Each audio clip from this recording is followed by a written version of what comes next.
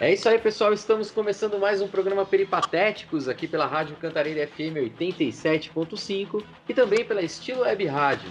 Eu sou Rafael Norberto e vou com vocês na próxima hora trazendo o melhor do pensamento filosófico, reflexões e discussões. E você pode entrar em contato pelo WhatsApp institucional da Rádio Cantareira pelo 11 3921 7586 ou pelo e-mail radiocantareira@gmail.com ou ainda diretamente comigo pelo e-mail rafaelnorberto@hotmail.com.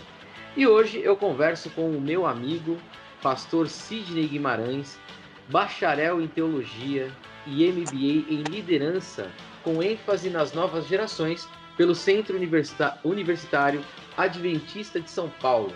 O pastor Sidney realiza um trabalho impecável na Igreja Adventista do Sétimo Dia da Vila Alpina, na Zona Leste. Pastor Sidney, seja muito bem-vindo ao Peripatéticos. Maravilha, eu gostaria de cumprimentar ao professor Rafael, no qual, pela intimidade que temos, eu vou chamá-lo de Rafa. Quero também desejar a todos aí um olá, uma boa noite, um bom dia, enfim, que a graça de Deus esteja sobre você, sobre a sua vida. Muito obrigado pelo convite. Estou muito feliz por poder estarmos juntos aí para aprendermos um pouco mais aí. É isso aí, amém, pastor Sidney.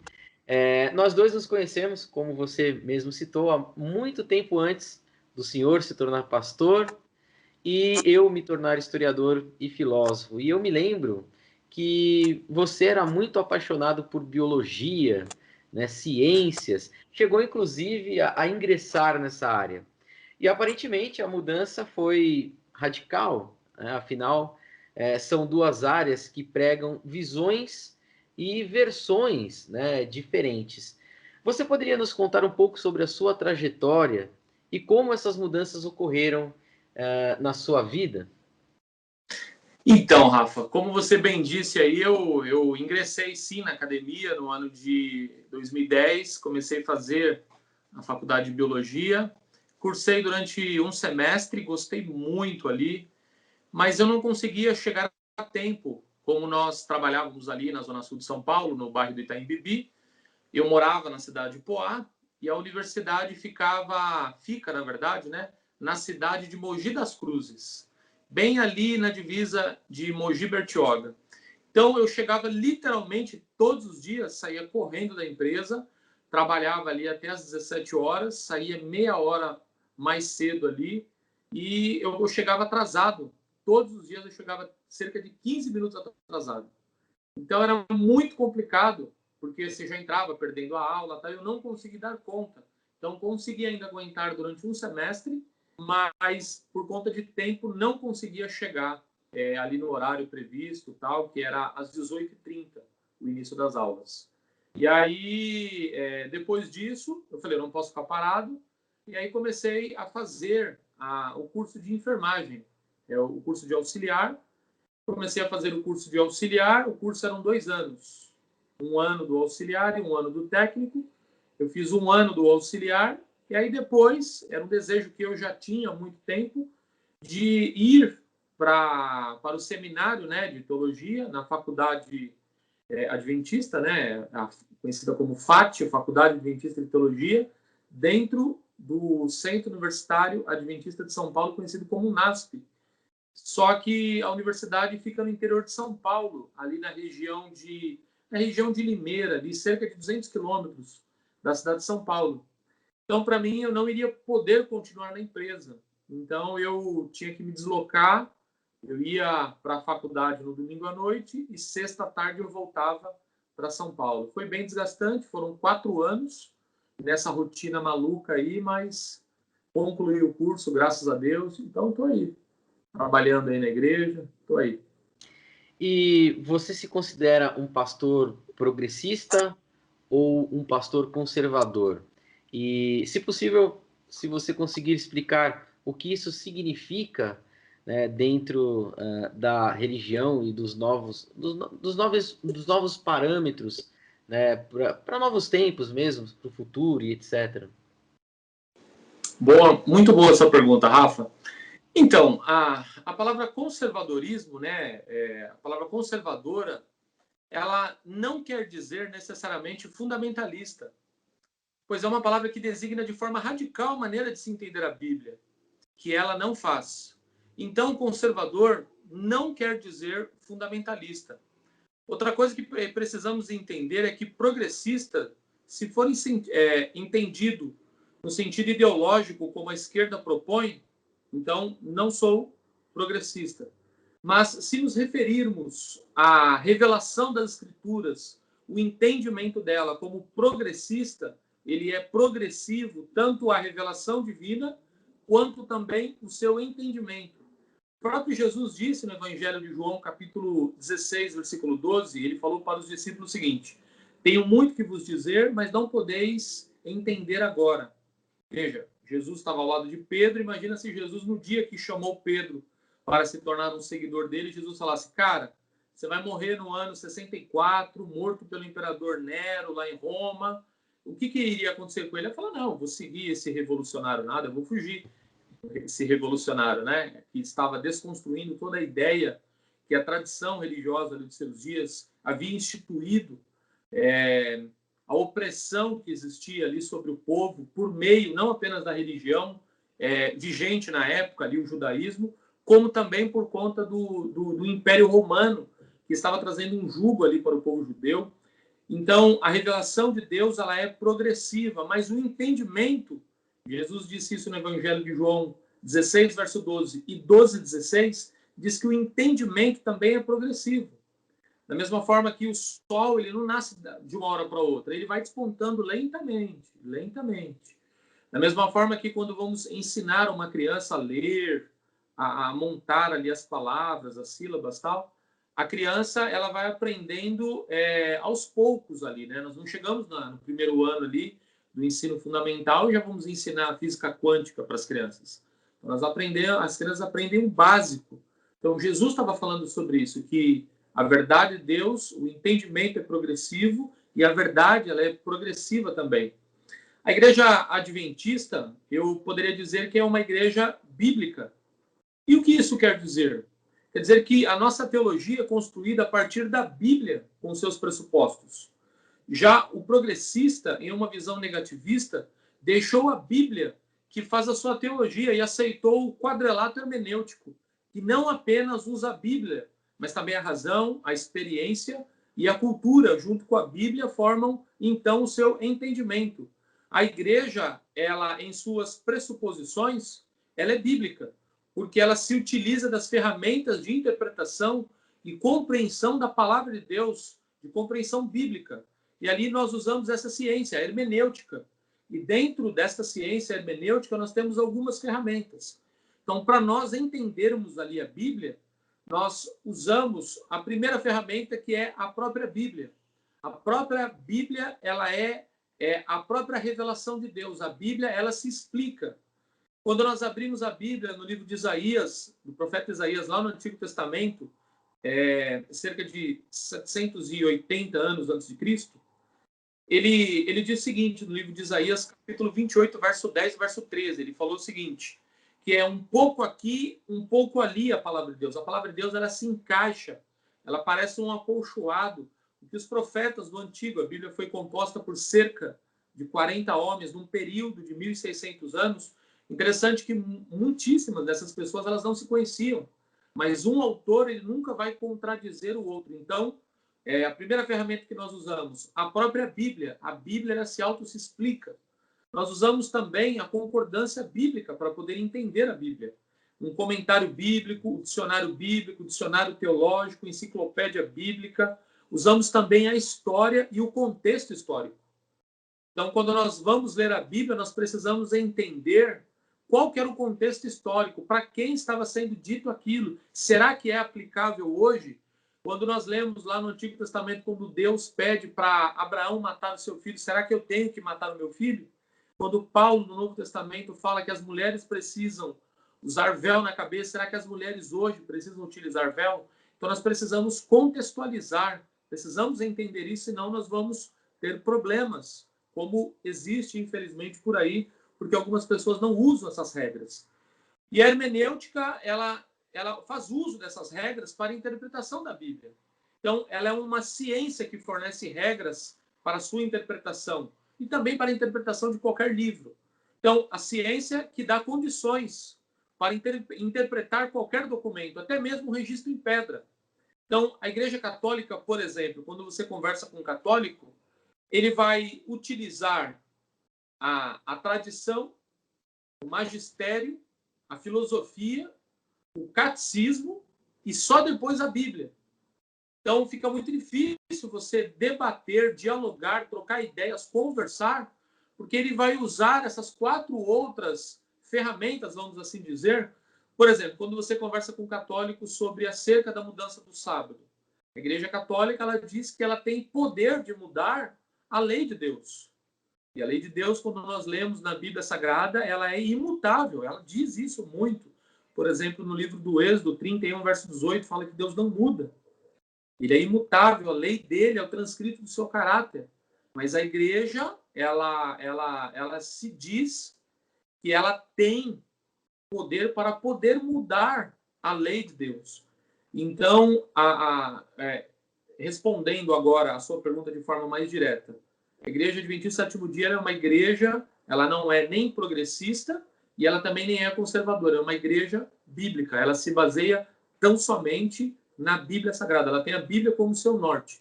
E aí, como o salmista Davi diz, no Salmo 119, versículo 105, lâmpada para os meus pés é a tua palavra e luz para os meus caminhos. Muito bom. E, aliás, não só muito bom, mas também muito bonito, né? Ter essa visão na qual a Bíblia ela tem que ser estudada, né?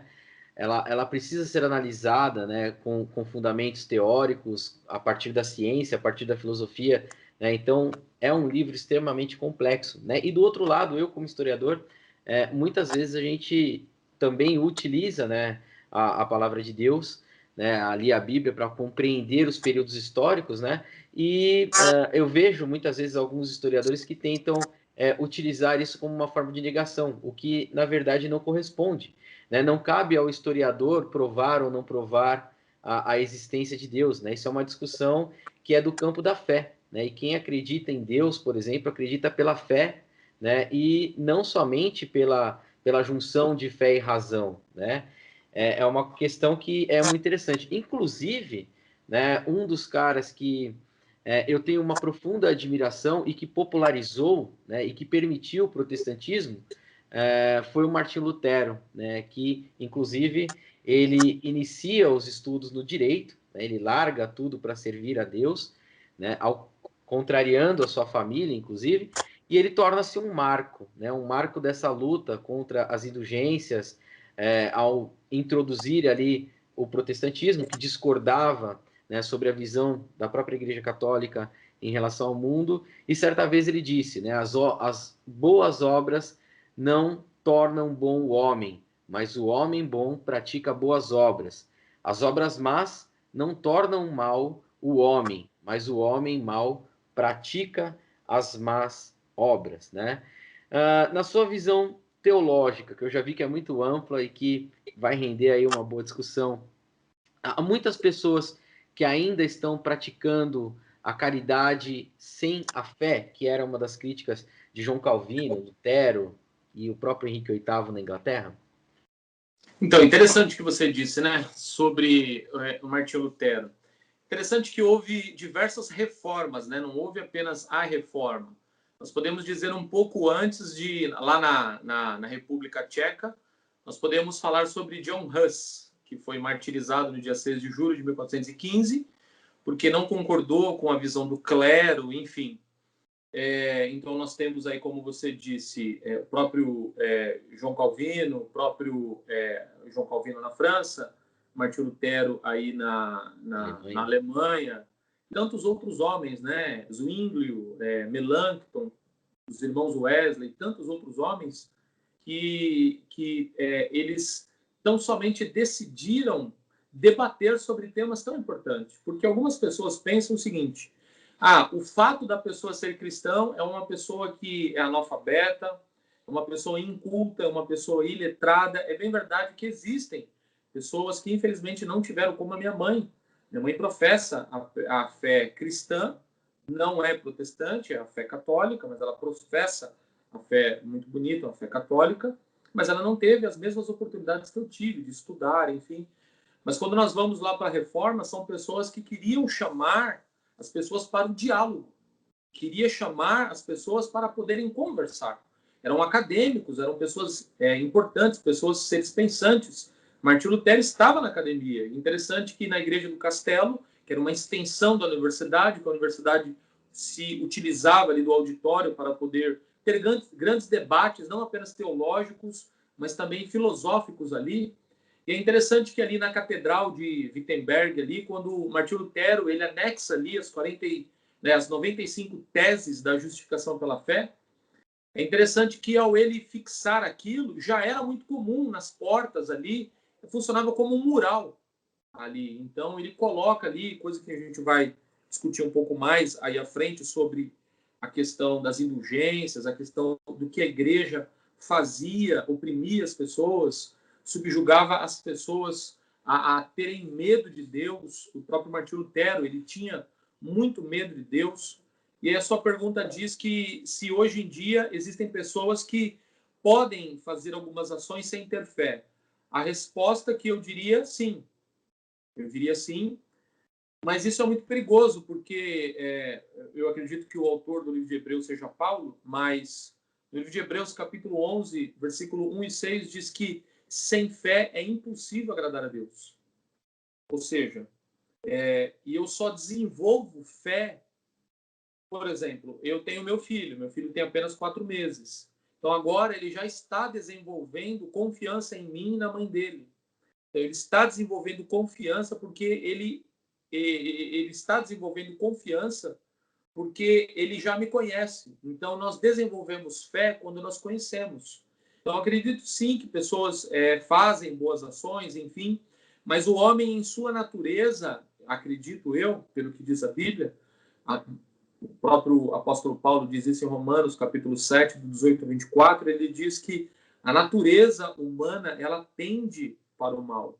A nossa natureza eu diria que, como o próprio apóstolo Paulo diz, que o ser humano, quando ele aceita, tendo a minha cosmovisão como cristão, o cristão, o ser humano, quando se torna cristão, ele é colocado dentro dele uma nova natureza. Nós temos a natureza carnal, que é uma natureza egoísta, é uma natureza que é muito egocêntrica, é uma natureza que só pensa em si mesmo, é uma natureza que está perdida, é uma natureza, como o próprio apóstolo Paulo vai dizer em Gálatas, quando ele escreveu aos Gálatas, ele diz no livro de Gálatas, no capítulo 5, versículo 21 e 22, ele fala ali sobre os frutos, o fruto da carne. E ali ele fala que é inveja e tantas outras coisas mais. E aí ele, no contraponto, é o fruto do Espírito. E o primeiro fruto do Espírito é o amor. E aí, linkando com o que ele vai dizer em 1 Coríntios 13, ele fala que nós podemos fazer tudo o que nós fizermos em prol do ser humano. E se nós não, até o próprio Renato Russo, né, canta o Salmo do Amor ali, que se nós não tivermos amor, de nada valerá. Então eu vejo que é muito importante, ao fazermos as coisas, nós precisamos sim fazermos com fé, acreditarmos que... Eu costumo dizer o seguinte, que quando nós fazemos o bem ou o mal a qualquer ser humano, nós estamos fazendo diretamente a Deus, porque a Bíblia assim fala. Lá em Mateus 25, a partir do verso 31, Jesus falou que o bem ou o mal que você fizer a qualquer ser humano, você está fazendo a Deus. E tudo que fizermos, precisamos fazer com fé, com dedicação, com apreço, com carinho, porque nós estamos fazendo como se fosse para o próprio Deus. Não sei se é essa a resposta, não sei se eu comi bola por aí, mas acho que é por aí, Rafa. Não, é por aí mesmo, né? E quando você percebe, né, que alguém se aproxima ali para fazer uma caridade, né, e que essa pessoa ela está indo pelo lado errado, né, que ela está achando que essa caridade ela vai de alguma forma diminuir o seu pecado ou as coisas erradas que faz. Como é que você age quando você percebe essa aproximação? Então, interessante, né? Que o ser humano, ele nunca ele nunca vai conseguir fazer nada para poder se tornar bom. Como que eu posso responder melhor a sua pergunta? O ser humano, ele precisa tão somente, porque quando você vai para a Índia e você entende um pouco mais sobre o hinduísmo, você percebe que não apenas no hinduísmo, como também no budismo, as pessoas elas acabam se automeditando, buscando o eu interior, a bondade que existe dentro dela. Mas a cosmovisão bíblica, a cosmovisão cristã diz, ensina, acredita que o bem não vem do ser humano, não advém do ser humano. Então, e aí, pseudo-pastores, apóstolos, bispos, padres, se valendo disso, acabam subjugando pessoas ali para obterem lucro para si ali, para suas denominações, enfim. Então, isso é algo muito complicado. Então, de pessoas que querem... E aí nós vemos a história de Caim e Abel. Deus havia falado lá no capítulo 5 do livro de Gênesis: eu quero que vocês me tragam uma oferta. Na verdade, capítulo 4. Gostaria que vocês me trouxessem uma oferta. A oferta que eu quero é a oferta de um cordeiro. E aí, Abel foi e trouxe o cordeirinho. Ele era pastor ali, ele cuidava de animais. Só que Caim, ele era lavrador. E ele trouxe a oferta de manjares. Caim, ele trouxe aquilo que ele entendia que era bom, não aquilo que Deus realmente havia pedido. Então ele falou: eu não preciso de uma justiça fora de mim. A minha justiça mesmo já basta. E aí Paulo trabalha muito sobre isso no livro de Romanos, no capítulo 5, verso 1. Sendo, pois, justificados gratuitamente por Jesus Cristo. Então, Jesus, ele é a nossa justiça. Nós, por nós mesmos, por mais que façamos caridades, em nós mesmos, em nossa essência, é sempre toda a honra e toda a glória é sempre dado a Deus. Porque nós acreditamos, nós que somos cristãos, nós acreditamos que é interessante um debate filosófico ali daquela grande mente brilhante chamado Paulo. Paulo, quando estava em Atenas, na Grécia, capítulo 17 ali, quando ele está diante de adoradores ali, alguns filósofos, ele diz o seguinte: ao Deus desconhecido que vocês estão adorando aqui, eu conheço esse Deus. Esse Deus, ele diz lá em Atos capítulo 17, verso 24, 25 e 28, esse Deus é o criador de todas as coisas. Ele não apenas criou o mundo, mas ele formou o mundo, ele mantém o mundo. E é por causa dele que nós existimos, respiramos e nos movemos. Então, nunca é o ser humano, é sempre Deus. Então, quando eu vejo uma pessoa dizendo ali, eu venci a Covid, seria muito melhor a pessoa dizer, graças a Deus, Deus me curou, porque pelo ser humano, o ser humano ele é frágil. Eu vejo o meu filho, tem 4 meses, como ele é 100% dependente meu e da minha mulher.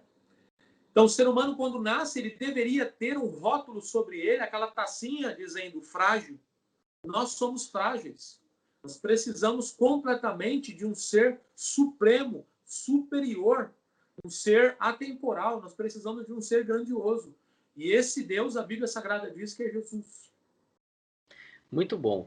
Inclusive, você citou aí a questão de Caim e Abel, né, no pedido que Deus faz a eles, e principalmente a questão da compreensão, né, de como cada um compreendeu aquele pedido, né? De Lutero até hoje nós tivemos uma popularização da leitura da Bíblia, da interpretação, né? Ele colocou isso, né? As missas eram feitas todas em latim, ninguém entendia absolutamente nada, só o Papa e o padre poderiam ter a interpretação, né? E o Lutero ele populariza tudo isso, né? Ele populariza, mas a compreensão das pessoas naquela época ainda era muito vaga, né? Hoje, né, com essa popularização e o surgimento e principalmente o protestantismo tendo se espalhado pelo mundo, você acha que a compreensão da Bíblia, ela também, por parte da população comum, ela também teve um aumento do nível das discussões, da preparação para o entendimento desse livro tão complexo que é a Bíblia? Então, eu diria o seguinte, a resposta seria sim e não. Eu diria pelo seguinte, por exemplo, interessante que Martinho Lutero, ele pega a Bíblia Sagrada, né? Um pouco antes do dia 31 de outubro do ano de 1517 ali, quando ele inicia ali a sua reforma. É interessante que ele era um homem que, por diversas vezes, ele era encontrado em calabouço porque ele se autoflagelava. Ele tinha a questão do celibato, porque ele sabia dessa natureza que existia dentro dele, que é interessante que Jesus diz, né? Jesus vem no Novo Testamento, ele fala que o espírito, na verdade, está preparado, mas a carne é fraca. Então, como ele tinha muito medo, Martinho Lutero, ele tinha muito medo de morrer e ele tinha muito medo da ira vindoura de Deus.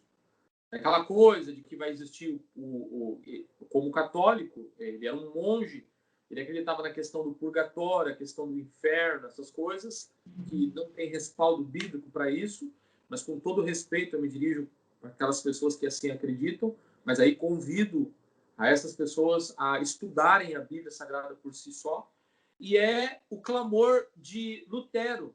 Ele estava andando em certo momento numa tempestade, foi quando ele rezou a Deus, pediu para que o protegesse, e caiu um raio ao lado dele, e ele fez ali uma promessa para o que diz a tradição, para Santa Ana, que seria, no caso, mãe daquela grandíssima mulher, a mulher mais bem-aventurada que já houve na face da terra, chamada Maria, comumente conhecida como Virgem Maria. Eu acredito aqui, só abrindo um recorte, existem dois extremos. O primeiro extremo é nós adorarmos Maria como se fosse uma deusa. E o segundo extremo é os cristãos protestantes não verem a grandeza que essa mulher teve. Porque essa mulher foi uma grande mulher. Veja, o próprio Deus escolheu e falou que ela era bendita entre todas as mulheres. Mas aí nós precisamos entender, estudando a Bíblia Sagrada, que a Bíblia diz em 1 Timóteo 2, verso 5, há um só mediador entre Deus e os homens. Então, a igreja romana ensina que o intercessor entre o ser humano e Deus é a Virgem Maria. Mas nós não temos respaldo bíblico para isso. Nós acreditamos pela Bíblia que Maria morreu e ela está no pó da terra. Então, Lutero, ele vem e ele sendo subjugado por toda a opressão religiosa, primeiro porque a Bíblia só existia no latim. Não era a língua comum do povo.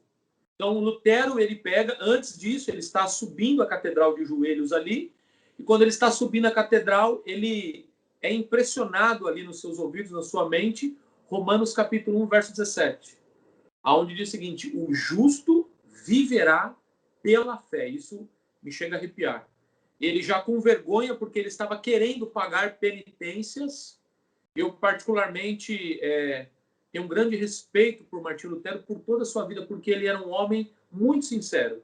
Sinceramente errado no que ele fazia no início, mas ele era um homem sincero. E a Santa Bíblia diz em Atos 17:30, o próprio apóstolo Paulo diz, lá em Atenas, Deus não leva em conta o tempo da ignorância. E esse grande monge, Martinho Lutero, ele era, naquele momento, uma pessoa ignorante, porque a verdade ela é progressiva. E aí ele, então, começa a estudar a Bíblia. Ele fala, tudo que eu tenho aprendido no latim aqui na Bíblia, as pessoas precisam saber. Porque a igreja queria manter o monopólio da Bíblia para que ela interpretasse a bel prazer, para que isso pudesse lhe trazer riqueza, pudesse pregar para as pessoas que as pessoas precisavam, ao depositarem as suas moedas ali nos cofres da igreja, os seus familiares que estivessem no purgatório, no inferno, essas pessoas seriam resgatadas de lá. Então, infelizmente, eles usavam de muita má fé, não muito diferente de hoje, no qual muitos padres, pastores, bispos, bispas, apóstolos, que vendem, infelizmente, canetas ungidas, que vendem vassouras ungidas, feijões que vão curar o Covid-19 e tantas outras coisas ruins que nós vemos aí, infelizmente, no mundo religioso, e que se Martinho Lutero e tantos outros reformadores pudessem ser ressuscitados hoje, eles se escandalizariam, porque as pessoas precisam ler a Bíblia por si só. As pessoas precisam pegar a Bíblia Sagrada e elas precisam orar e ler a Bíblia Sagrada por si só, não precisa de um intérprete. O intérprete, nós acreditamos, como diz a Bíblia, é o Espírito Santo. como diz o próprio Jesus no Evangelho de João 16:13, é o Espírito da verdade, é o Consolador, é o Paracletos de Deus. É Ele que vai nos dar sabedoria. Porque no verso 8 do mesmo capítulo e o mesmo livro, Evangelho de João 16:8, Jesus disse: é o Espírito Santo que nos convence do pecado, da justiça e do juízo. Então, Martinho Lutero agora ele gasta, fugindo, né, das pessoas que queriam matá-lo, ele acaba ficando ali escrevendo, traduzindo a Bíblia Sagrada para a língua original ali do povo, para que cada pessoa pudesse por si só pegar a Bíblia Sagrada. E que privilégio nós temos no Brasil? Tem a Bíblia do menino que ora, da mulher que ora, a Bíblia do jovem radical, a Bíblia do idoso, Bíblia com letra grande, Bíblia da mulher, Bíblia do missionário, Bíblia do obreiro, Bíblia do pastor. Só que hoje, o que eu acredito que Satanás tem feito? Faz com que as pessoas não tenham tempo para ler a Bíblia. Então, hoje, as pessoas morreram para que a Bíblia chegasse até nós. Até alguém, em dado momento na Reforma, disse: o sangue dos cristãos é a semente do Evangelho. Eles parecem carrapatos. Quanto mais matamos, mais cristãos surgem. Então, eu percebo, eu não sei se eu consegui responder, eu dei muita volta aí, mas acho que é mais ou menos por isso, Rafa. Não, com certeza. E, infelizmente, né, aquilo que era a luta do protestantismo contra as indulgências, né, acabou sendo incorporado em muitas outras doutrinas que eram protestantes. Né? E na própria Bíblia, me corrija se eu estiver errado, o próprio Cristo diz: muitos virão em meu nome. Né? E o fato desses muitos que estão, né, em nome de Cristo, mas que na verdade não representam tudo isso que você acabou, né, falando, como que aqueles que de fato fazem um bom trabalho acabam sendo prejudicados, né?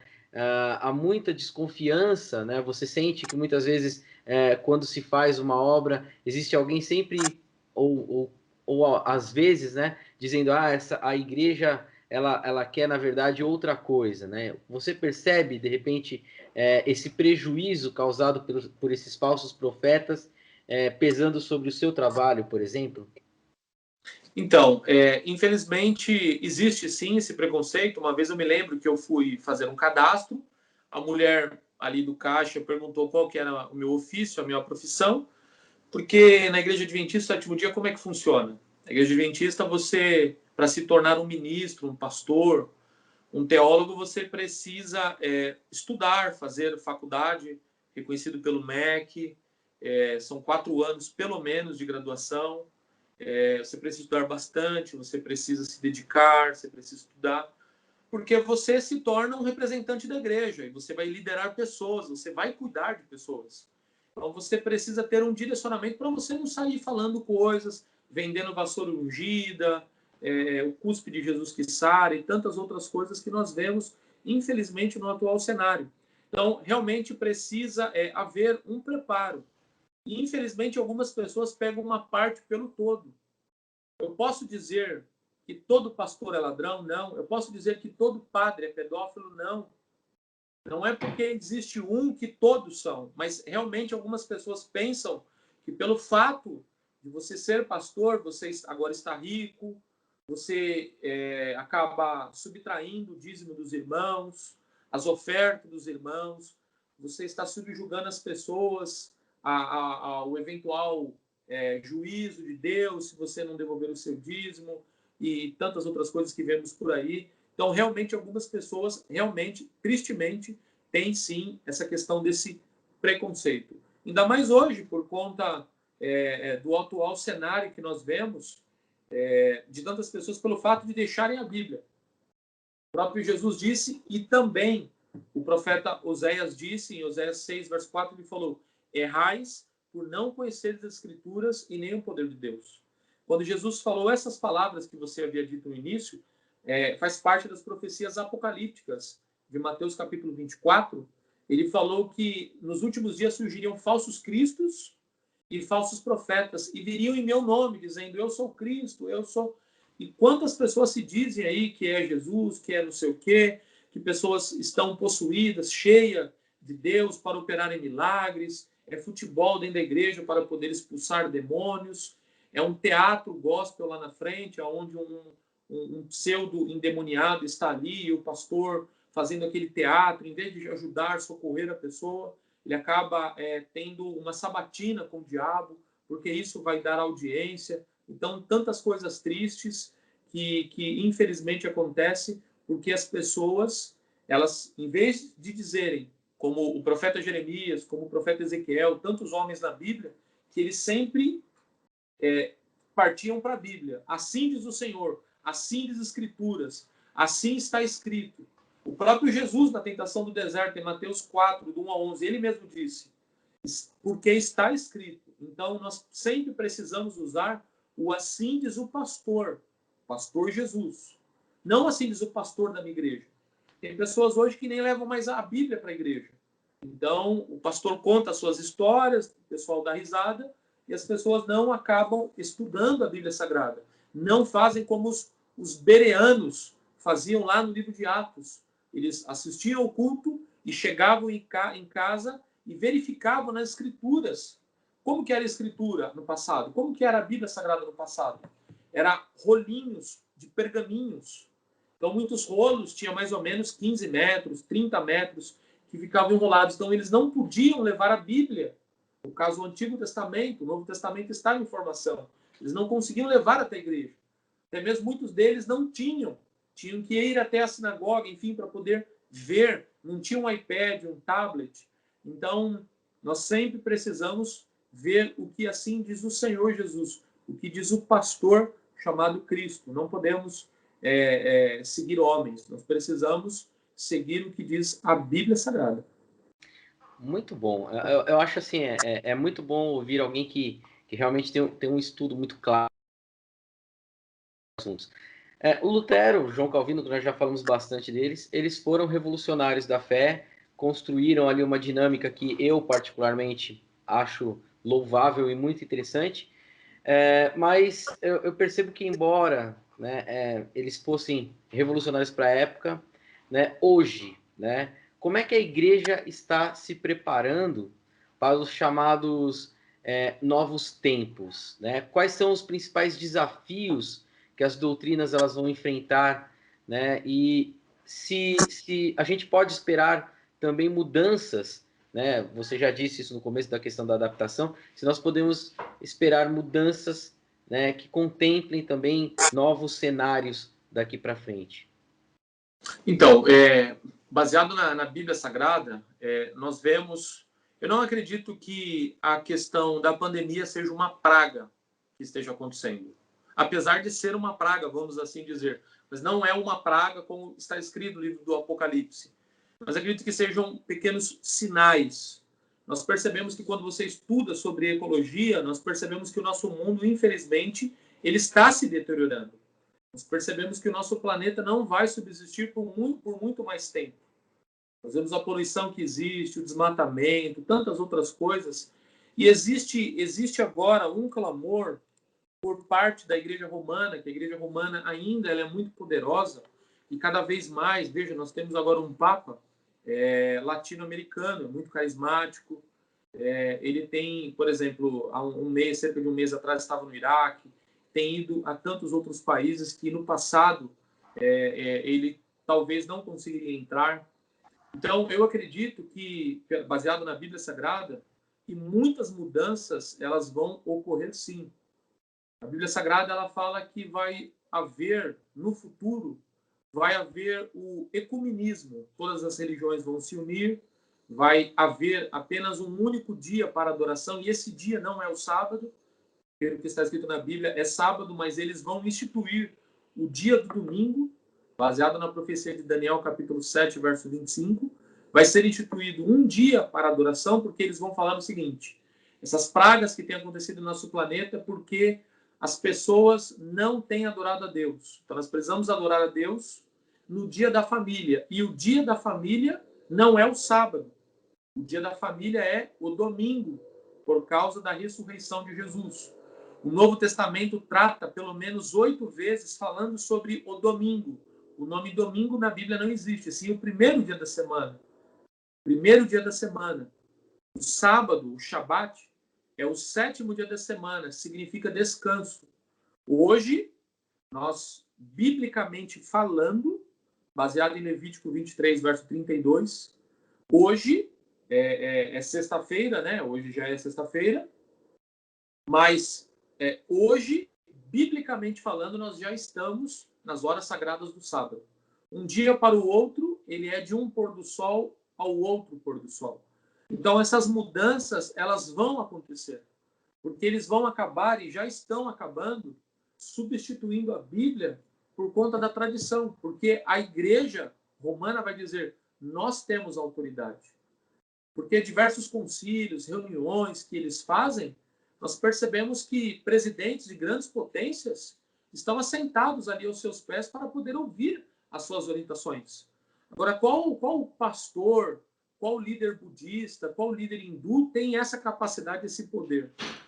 Então, é uma igreja realmente muito poderosa, e eu falo isso com muita tristeza, porque da mesma forma que Martinho Lutero ele não foi um lunático, ele amava muito a Igreja Católica, ele sofreu demais, ele queria muito direcionar a Igreja Católica para o estudo sagrado da Bíblia, para que eles lessem a Bíblia Sagrada, porque eles estavam cometendo coisas horríveis.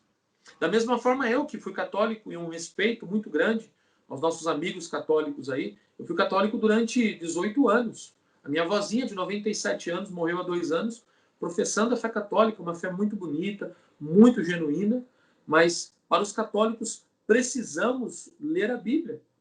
E não apenas para os católicos, mas para os protestantes, evangélicos, neopentecostais, pentecostais. Não é o assim diz a igreja, é o assim diz a Bíblia, a Escritura, é a sola Escritura, é só a Bíblia, é a Bíblia somente. Nós precisamos. Então, basicamente é isso. Vai haver sim, e vai impactar no futuro muito próximo, vai haver realmente essas mudanças sim. E já está havendo pouco a pouco. Muito bom. Sidney, Deus, ele é advento da fé, né? Portanto, não se faz necessário uma discussão sobre a sua prova existencial ou não, né? Então, o próprio Santo Agostinho diz, Deus está em cada um de nós, né? Então, quem acredita, é evidente, acredita de boa fé. Segundo a ciência, né, e a razão, Deus é possível. Eu até me lembro agora uma frase de Galileu, onde ele diz que tanto a ciência quanto a religião, né, são fundamentados na palavra de Deus. Então, ele diz que a natureza, que é onde a ciência bebe, foi escrito pelas mãos de Deus, né, e a Bíblia ela foi escrita por Deus pelas mãos dos homens. Né? Então, ambas as fontes acabam bebendo na, na, na mesma água, né? Mas de forma antropológica, né? Essa também é uma discussão que não se faz necessário, né? Justamente pelo que o Galileu diz, que ambas bebem da mesma coisa, né? Visto que a maior relevância seria justamente o comportamento da sociedade diante da doutrina que escolhe, né? Então, a visão é como que se comporta a sociedade a partir da escolha religiosa que faz.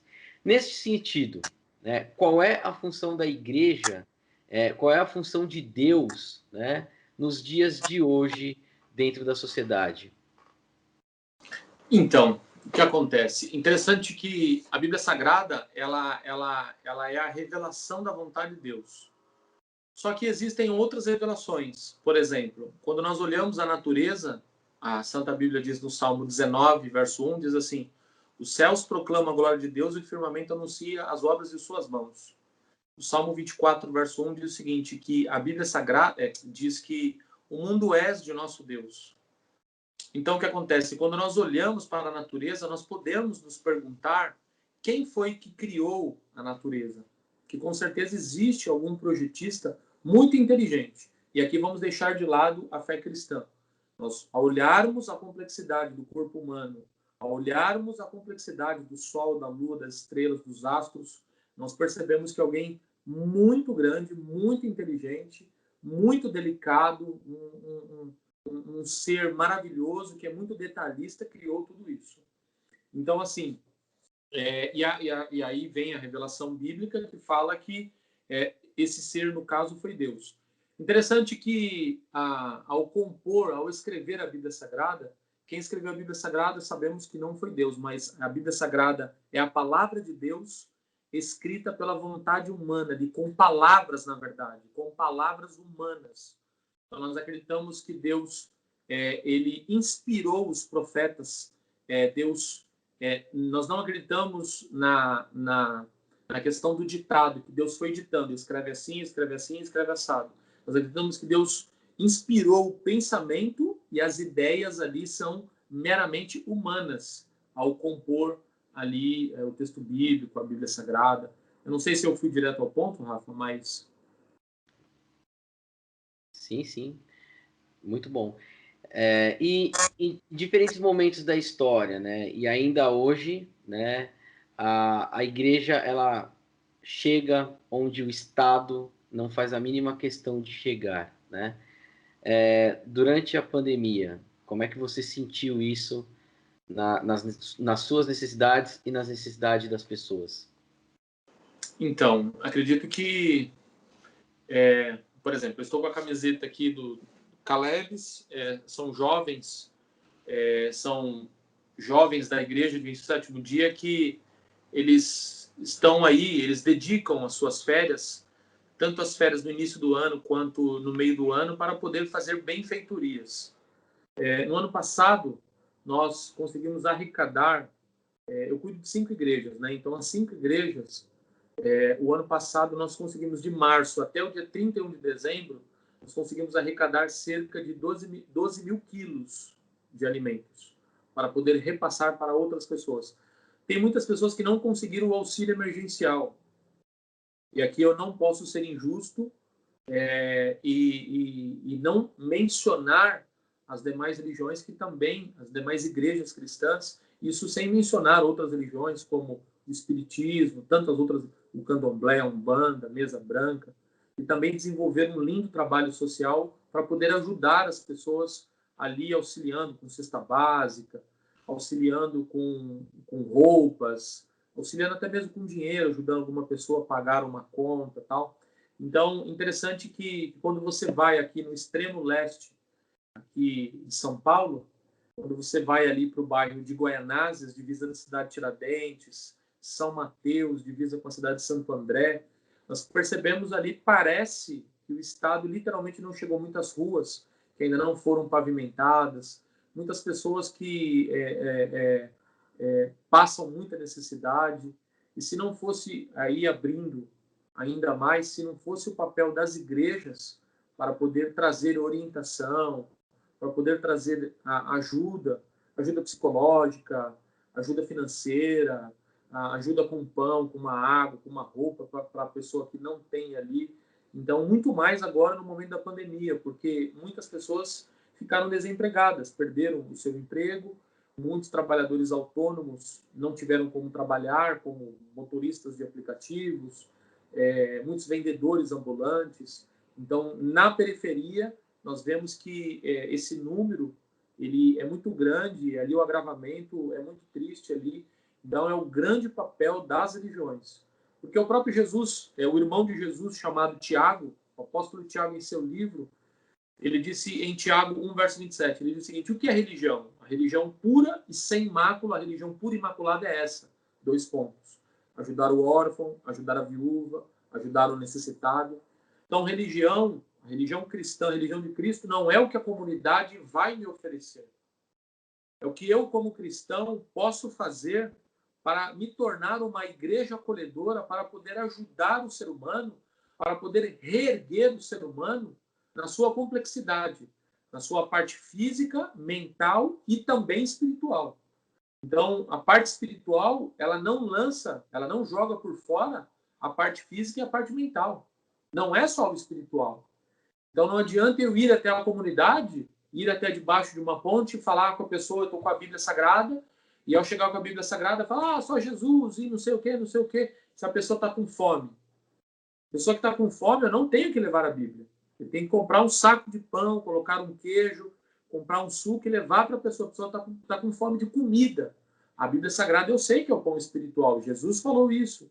Em João 6, verso 48. Ele é o pão vivo que desceu do céu. Porém, a necessidade da pessoa ali, porque Jesus ele passava mais tempo Jesus não passava mais tempo pregando.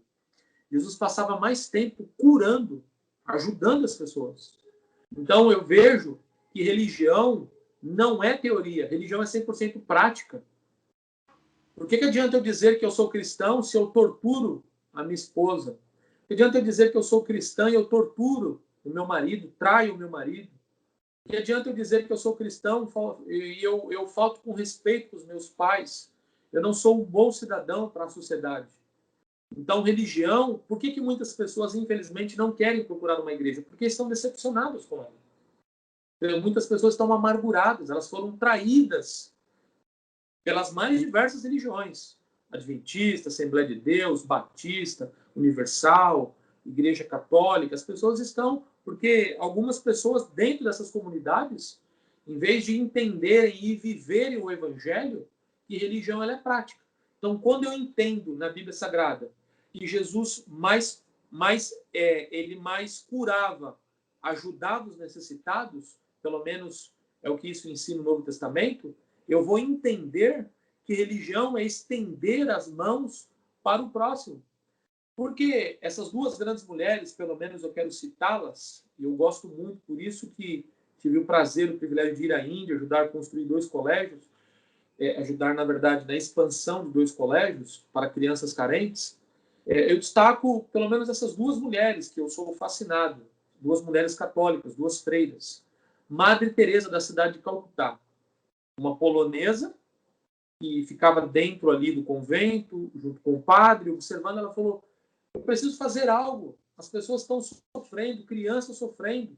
Quando você anda pelas ruas da Índia, você percebe o que é pobreza, miséria, sofrimento, tragédia, dor. E você percebe que você aqui no Brasil é rico.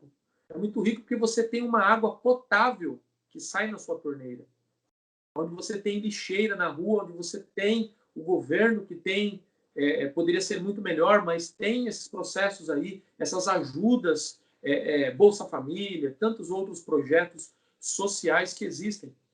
Mas aí Madre Teresa ela entra em cena e começa a ajudar as pessoas. Ela entendeu o que é religião. E aí nós temos a nossa freira, a nossa Madre Teresa de Calcutá, só que da Bahia, chamada Irmã Dulce. A Irmã Dulce diz o seguinte: a miséria existente no mundo é a falta de amor entre os homens. Então, por que o mundo está uma miséria?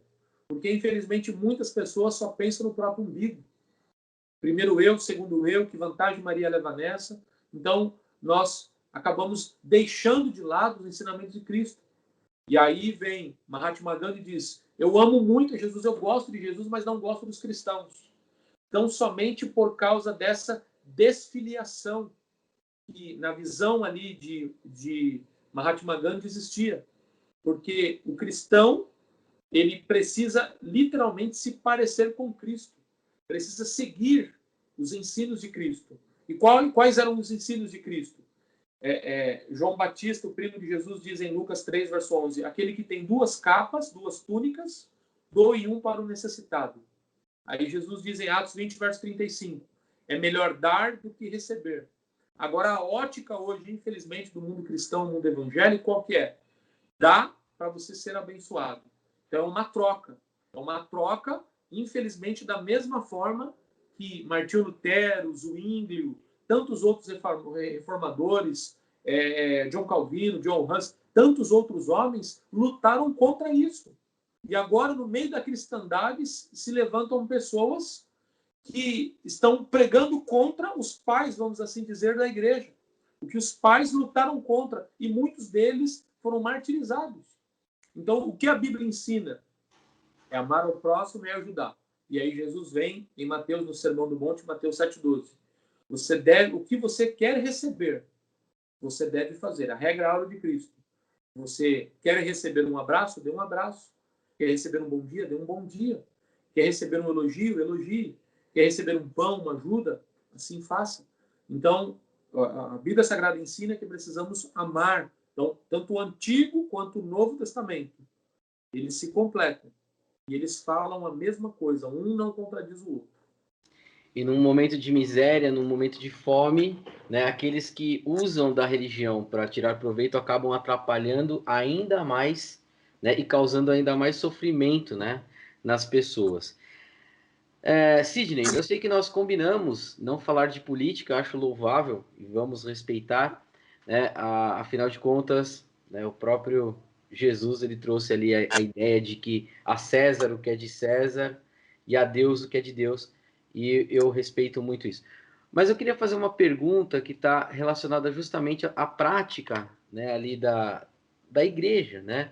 Como você analisa, né, a pandemia, né? E a igreja acabando se tornando um serviço essencial. Não que não seja essencial, né? Eu acho que a religião ela tem uma importância gigantesca dentro da sociedade. Mas no momento em que nós temos a pior, né, fase da nossa pandemia, alguns setores querendo colocar ali como serviço essencial. Qual é a sua opinião sobre isso? Então, no momento, as igrejas elas estão fechadas, né? Elas podem estar abertas para as pessoas irem rezar ou orar, enfim, mas um pequeno número de pessoas, né? Não pode haver culto, não pode haver missa, enfim, é, elas estão fechadas neste momento para isso. Amanhã, por exemplo, nós estaremos com a igreja aberta. Vamos ter a doação de sangue de 80 voluntários para poder ajudar o Hospital das Clínicas, o Hemocentro lá, e aqui eu agradeço de forma pública o Hemocentro, que eles vão levar todos os aparelhos. Então a igreja tão somente abriu as suas portas, emprestou as suas dependências, o prédio, a estrutura, para que o hospital fosse ali, mesmo em meio a uma pandemia, vamos respeitar todos os protocolos de segurança, porque a fé, ela também é racional, ela não é irracional. O que temos visto, infelizmente, algumas pessoas dizendo o seguinte: eu acredito em Deus, então não vou usar a máscara, e vai por um caminho muito perigoso, quando na verdade a ciência tem falado que é um vírus, a ciência tem falado que é um vírus que pode matar e tem matado pessoas, e eles têm nos aconselhado, os especialistas da saúde, a usarmos máscara e tantas outras coisas mais, e precisamos assim fazer. Sobre essa questão, eu acredito que, como veio o decreto para se fechar a igreja, e é o momento de se fechar a igreja, eu acredito que a melhor e a maior decisão por parte das religiões foi acatar as orientações do Estado, fazendo a sua parte da erradicação aí do novo coronavírus, né, o Covid-19, para que tão logo possamos voltar a abrir as portas aí e possamos estar. Eu acredito que foi uma decisão, apesar que foi muito ruim, porque em qual sentido ruim? O sentido porque as pessoas sentem falta da igreja. Em contrapartida, nós estamos transmitindo, fazendo transmissões ali online para que as pessoas, neste momento, não vão à igreja. Então, a orientação que nós temos dado, não venham à igreja. A igreja está aberta com 3 pessoas: o pregador, a cantora e a pessoa que está filmando. Apenas 3 pessoas, respeitando toda a orientação sanitária ali e tal, e estamos transmitindo. Então, é um mal necessário nesse momento para que nós possamos virar, como você bem disse. Nós estamos no pico, há mais de um ano nessa pandemia, nós estamos na parte mais alta, por enquanto. Espero que baixe, mas tende, literalmente, esse gráfico, infelizmente, continuar subindo. Isso quer dizer que muitas mais pessoas, infelizmente, vão perder as suas vidas. Eu, ano passado, peguei Covid-19. Fiquei recluso durante 15 dias, mas eu estava usando máscara, enfim, estava me cuidando, mas acabei contraindo, mas ainda continuo me cuidando. Então, a igreja fechada hoje é um mal necessário. É muito importante todas as religiões cumprirem ali o decreto estadual para que tão logo a gente possa passar por isso aí. Muito bom. Pastor Sidney, meu amigo Sidney, eu deixei a pergunta mais importante, consequente a mais difícil, para o final. Né? Durante as minhas aulas de história e filosofia, eu sempre ouço duas perguntas muito complexas. E olha que eu ensino Santo Agostinho, Santo Anselmo, São Tomás de Aquino, e eu sempre ouço, né, a primeira, o que é Deus? E a segunda, se eu acredito em Deus, né? E geralmente eu tento sair pela tangente, né? E respondo com uma argumentação que mistura Moisés de Maimonides, né? E estímulos para que o próprio aluno busque a sua resposta. Né? Sempre costumo dizer assim: Deus não tem atributos, Ou os atributos são acidentais e essenciais? Deus, se existe, não tem acasos e não pode ser definido, portanto, com atributos que são referidos ao homem, né? E completo, induzindo, né, o meu aluno a pensar, me defina primeiro o Deus que você está falando e eu digo se eu concordo. Portanto, eu queria jogar esta mesma provocação para você. Queria que você me definisse, Pastor Sidney, para você, o que é Deus e como você pode definir ele para a gente aqui. Então, fazer uma definição de Deus, né? Isso, o que para você, né? Assim como eu acabo respondendo a minha visão e estimulando o aluno a buscar a sua própria visão sobre Deus, queria ouvir, né, de tudo aquilo que você já viu, né, de todas as provações que você já teve, todo o contato que você tem com a espiritualidade, para você, Pastor Sidney, o que é Deus e como você pode definir, né, isso dentro da sua concepção. Então, para mim, a maior definição de Deus, para mim, é Pai. A oração do Pai Nosso, que é a oração universal, tanto dos católicos, dos evangélicos, dos cristãos, dos evangélicos, protestantes, que se encontra em Mateus capítulo 6, do 9 ao 13, veja, que aqui nesse mundo eu vi meu pai apenas uma vez. Uma longa história, ele traiu minha mãe, eles eram casados, constituiu uma outra família, eu o vi apenas uma vez, ficamos juntos até 1 ano e meio de idade, então não tive contato com meu pai terreno. Mas para mim a maior definição de Deus é pai. E quando você se torna pai, como eu me tornei pai, e um dia você vai se tornar pai, você entende que é o seu coração fora de você. É algo maravilhoso.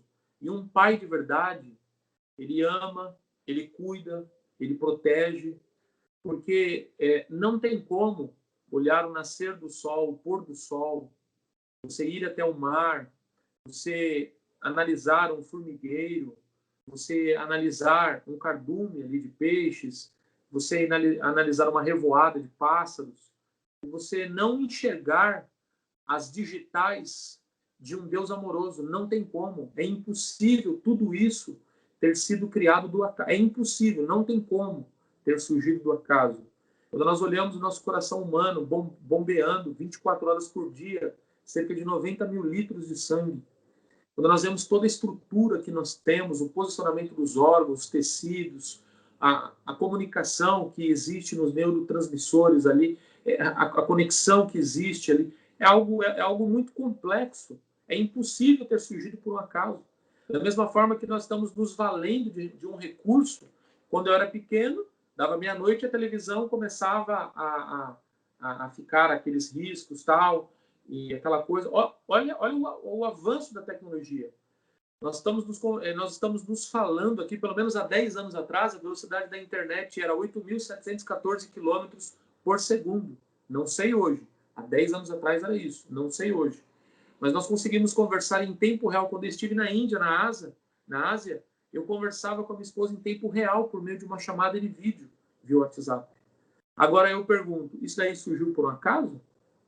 O celular surgiu por um acaso? Um carro surgiu por um acaso? Foi de uma explosão? Houve uma explosão na fábrica de bateria, de couro aqui, que é a capa do aparelho, de fone, e aí juntou tudo. De explosão só vem apenas destruição. Não existe inteligência. O que dizer quando nós vemos uma girafa, e a girafa, ao baixar a sua cabeça para poder beber água, a pressão sanguínea é tão grande que se não tivesse uma esponja ali para poder diminuir a passagem ali de sangue para o seu cérebro, com certeza ela teria um AVC, um acidente vascular cerebral. E aí, quando vem o leão, ela se levanta rapidinho, com certeza ela podia desmaiar. Mas quem fez isso? Um grande projetista. Quando nós olhamos um pica-pau e o pica-pau começa a picar ali, ele não tem dentes, mas a morder, vamos assim dizer, a madeira, quando ele está picando a madeira.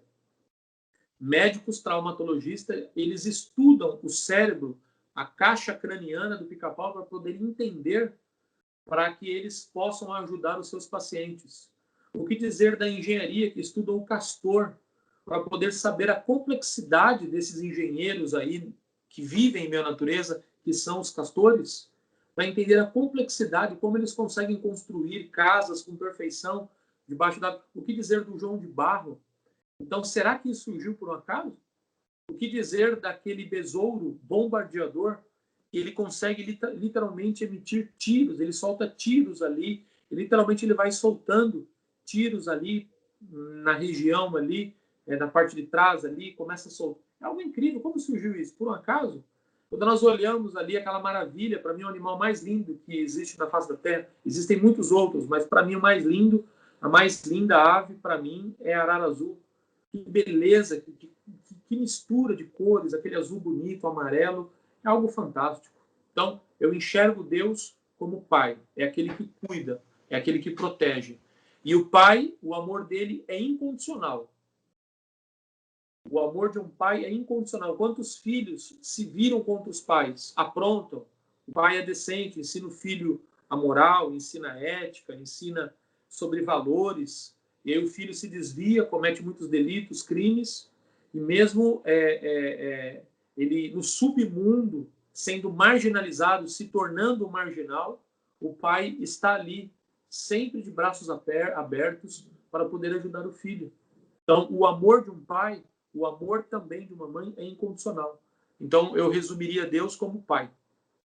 Muito bom. Sidney, esse foi o programa Peripatéticos, aqui pela Cantareira e pela Estilo. Tivemos aí a honra da sua presença. O pastor Sidney é bacharel em teologia, MBA em liderança com ênfase nas novas gerações, pelo Centro Universitário Adventista de São Paulo, um grande amigo.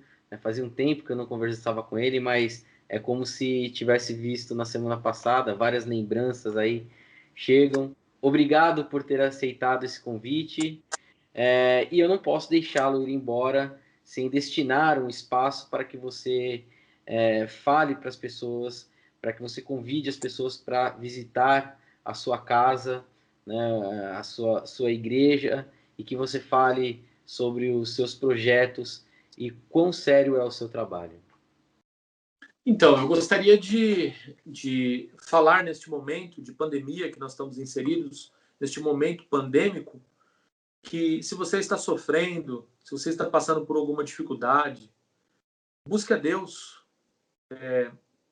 Deus, como um pai amoroso, ele pode te ajudar, ele quer te ajudar.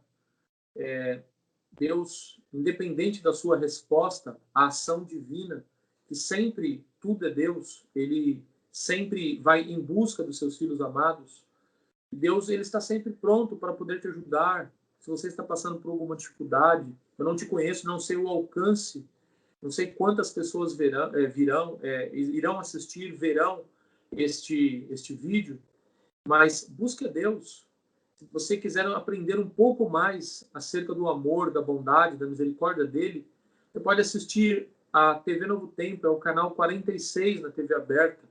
Você pode também nos encontrar no Facebook, também no Instagram. Você pode nos buscar também no Google. Você pode fazer um estudo bíblico gratuito. Nós vamos enviar para a sua casa. Nós vamos responder baseado na palavra de Deus. Se Deus é um só e a Bíblia é uma só, por que tantas religiões diferentes? Se Deus é tão bom assim, por que ele permite que crianças morram?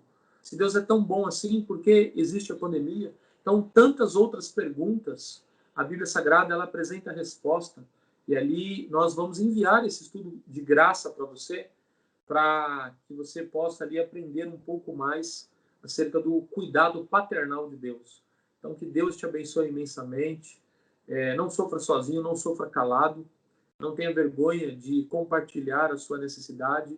Busque ajuda, mas acima de tudo, busque a Deus, porque a Bíblia diz em Isaías 55, verso 6, buscai ao Senhor enquanto se pode achar, invocai-o enquanto está perto. Que Deus te abençoe imensamente. Muito obrigado aqui ao meu amigo, professor Rafael, Rafa. Deus te abençoe imensamente, abençoe a sua família. Você é um grande amigo, também mora no coração. Estou muito feliz em poder estar aqui contigo.